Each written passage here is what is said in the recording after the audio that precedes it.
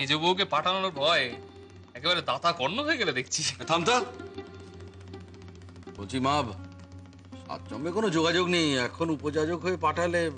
হ্যাঁ, উপযাচক হয়ে পাঠালে যদি তাড়িয়ে দেবার ভয় থাকে তাহলে অবশ্যই পাঠাবার কথাই ওঠে না। চিরকাল শুনেছি বিয়েওয়ালা মেয়ে আরাধনার সামগ্রী। বাপের বাড়ি গেলে বাপ ভাইয়েরা মাথায় করে রাখে। এই যে সুরিকে বুকে করে নিয়ে তোরা সব মাথায় করে রাখিস নি তাকে। মা যখন ভালো মনে এটা করতে চাইছে তুমি বাদ সাহায্য কর। আর সত্যি ওনারা ছেলে পুলে নিয়ে কটা দিন বাপের বাড়ি থাকলে সংসারের স্বাস্থ্যই তো হবে। আমি বুঝতে পারছি না সংসারে আবার নতুন করে কি খারাপ অবস্থা এলো। আমি বলছি রাধারমণের কৃপায় তোমার মেজ ছেলে সমস্ত ধার মিটিয়ে দেবে, তুমি দেখো। মা, যাদের সঙ্গে সম্পর্ক নেই তাদের সঙ্গে আবার নতুন করে। অনেকক্ষণ ধরে তোর এই ধানায় পানায় শুনছি। সব ব্যাপারে তোর বউয়ের আলাদা হওয়া কেন বন্ধ করতো? ওমা, মাগো, ও তুমি যেমনটা চাইছো তেমনটাই হবে। মার সঙ্গে কি হচ্ছে কে জানে। এলদাদ মার কাছেই গেছে, আর গিয়েই তো বলবে আমি যাব না। আরে বাবা, সেটাই তো বলবে। মার যে হঠাৎ মাথায় কি খেয়াল করতে গিয়ে চাপলো, যত ঝামেলা আমার। খেসারত দেবো আমি। আমি যাব না।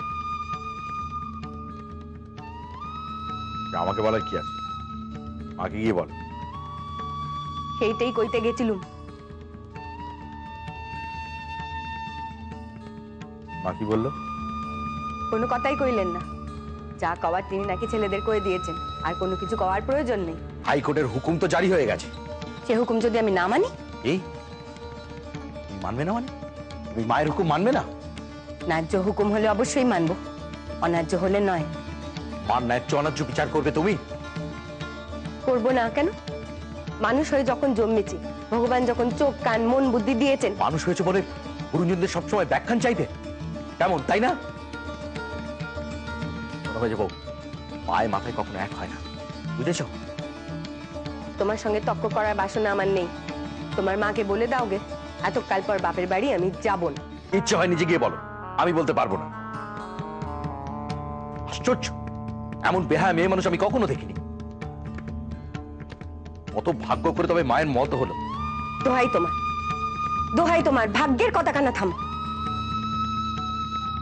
বেশ, অত ভাগ্যের ভার বইবার ক্ষমতা আমার নেই, তাই মনে করো। আমি তো বলছি মেজ বউ, এ কথা আমি বলিনি, আমার ইচ্ছে ছিল না। সবই মায়ের খেয়াল, আর এখন মায়ের হুকুম হয়ে গেছে, এখন আমি কি করব? বেশ, আমি তবে সেই হুকুম রদ করিয়ে আনছি। মেজ বউ, তুমি এই কাজ করো না, তুমি এই কাজ করতে যেও না। তুমি ইচ্ছা করে আগুন খেতে যেও না মেজ বউ, তুমি জেনে শুনে সাপের করতে হাত দিও না। সাপের বিষেই তো জড়ো জড়ো হয়ে রয়েছি, এর থেকে বেশি আর কি হবে? এই ভাত যে মরমরিয়ে গেল, মেজ দিয়ে আজ আর নিচে আসবে বলে তো মনে হয় না।